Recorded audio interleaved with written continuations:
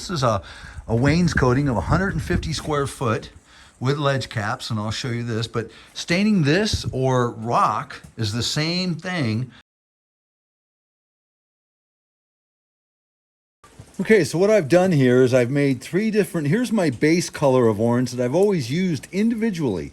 All I did was 1-to-1 orange to the yellow temple gold, and then this is straight, and then this has got 4 parts of brown to 1 part of orange. Typically I just use this color and I cover all these panels to where I cover about 30% of the area randomly here and there. Then I come by with black, randomly cover another 30%, and I leave 30% of this. That's my first move, is to add some color to randomize. Again, the dilution rate on this is a 4 water to 1 paint. The paint was 3 parts of brown to 1 part of orange. Here, this is a orange that I diluted 9-to-1. This is an orange that I diluted 6-to-1. And again, the paint was 1-to-1, 1 yellow to 1 orange. But I got the door closed. Even with the door open, I still don this thing. It's an LED light that I've got at my chest, and everything that I look at gets the same light. Because if you had different lights around, you'd get different exposure, and you would think you'd have the same color, but you don't. So this gives me uniformity.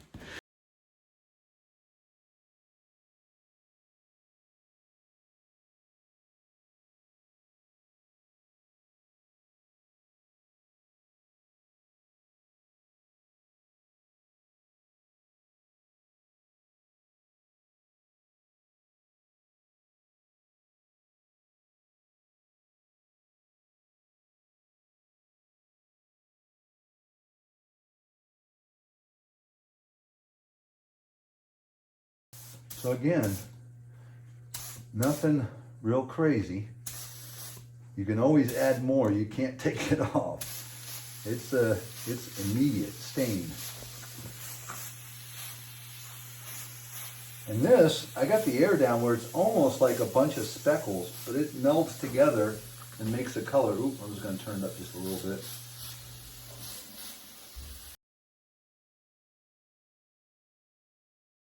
Or I can come back and put more on. I'd rather than try and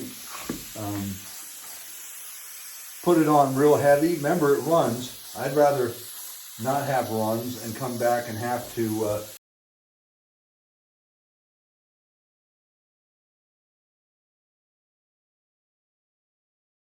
I've got a tan that I've mixed 3-to-1, and this is what we call a skim, where you take a brush and you go parallel to the surface, not like this, but you lay it and you skim across it. And what you end up doing is hitting the highs and accentuating them. And you're also placing another color. So I usually throw out the color, and then the first time I touch, it's very light, because this brush has got the most moisture in it it's going to ever have.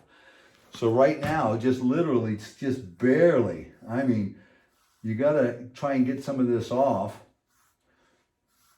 And as you go, you're going to use more and more pressure, because you'll be running out of liquid.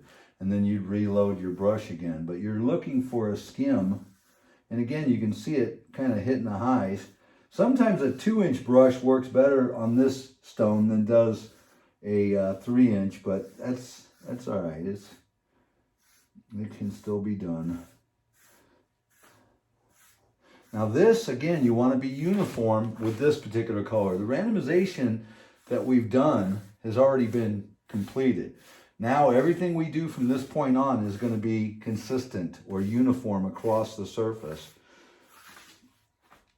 So now I'm just looking for areas that haven't gotten skimmed, because when I'm going this way, I can't get in that corner. So I'm looking now, and I want all the rocks uniformly done, like I said. Okay, so we've got the skim all done. Now I've mixed up a gray, which is basically 5 parts of white and 1 part of black, and it makes a green and gray. And you can. I say to my class, my customer, whoever I'm doing a paint job for, what's the one word that describes your? Is it gray? Is it brown? Is it tan? What is it? Now this is not a gray rock, okay? And I've done this class after class after class. And when I get done with a paint job, I said before I start, I say I'm going to make a gray rock. And when I get done with the class, or that's painting it, then I go, okay, class, by show of hands, how many of you think this is a brown rock? Nobody raised their hand. How many think it's a tan rock? Nobody raised their hand. How many think it's a gray rock? And it's gray. This rock is going to be gray. And I'm trying to whitewash this, almost. I don't want to completely whitewash it, because then I don't see none of the color, but I don't like this loud color that I've got right now, and I want to make it disappear. So again, just inundating 1 layer right now, just as a test, and I'll go by and do all the panels at this level. Just a nice little squirt pass. And that's my first attempt at muting what's underneath that loud black and orange and gray. That's my first attempt. And again, I almost put too much on as far as a run, but I don't see any run. So I'm just gonna go through and do that first coat again throughout the entire piece. And then I'll come back to you. And we'll let that set up a little bit.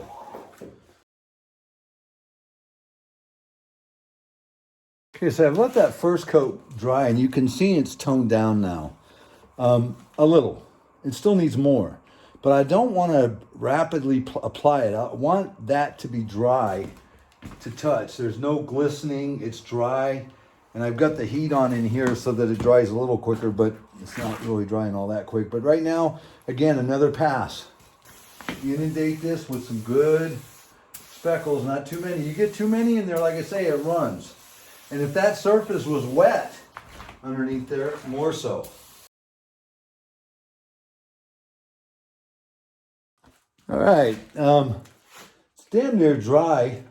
I'm kind of the mindset that that's good. I don't want to mute it too much, but I'm also tired, and it's about 8:30, and I'm gonna go get some dinner and try and look at it in the morning and see what it looks like then, because it's hard to tell. Anyway, I'll be back with you. In this clip, they got the garage door open, all the lights are on, and the exposure of light made it look like it was tan. It's not, it's gray, and you'll see that in the next clip here as we're already done with the installation here. And this was a project we did, a donation for my son, my grandson, and I had put this together for our church, and it's something I enjoyed doing. And if you like the video, please like, share, subscribe, and keep an eye out for more of my videos. Thanks a lot, guys. You have a great day now. Bye.